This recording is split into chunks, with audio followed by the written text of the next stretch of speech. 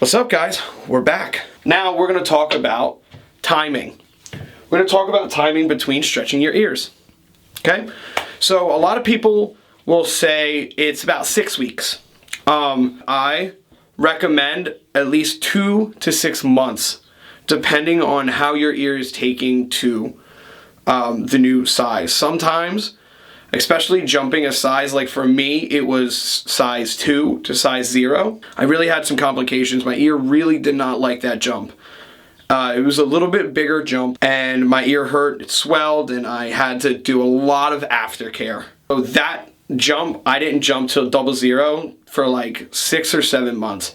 But some of the easier ones that I've had, I've jumped in about 2 months, just so I can make sure my ears don't reject any of the jewelry. My ears don't secretly have a little bit of tears in them, to when I take them out that they shrink up and start getting swollen. So when cleaning your ears while you're trying to stretch your ears, always use jojoba oil in the morning. I do it right after my shower. My ears all nice and loose. I just clean them with some saline spray, make sure all the bacteria is out, jojoba oil or the Body J for You ear butter, and then I put my gauges in. And then right at night, if you take them out, which I know some of you do, especially in the bigger sizes like mine, I take mine out at night just for comfort reasons. I'll always put the ear butter or the jojoba oil on right before bed as well, so I do it twice a day.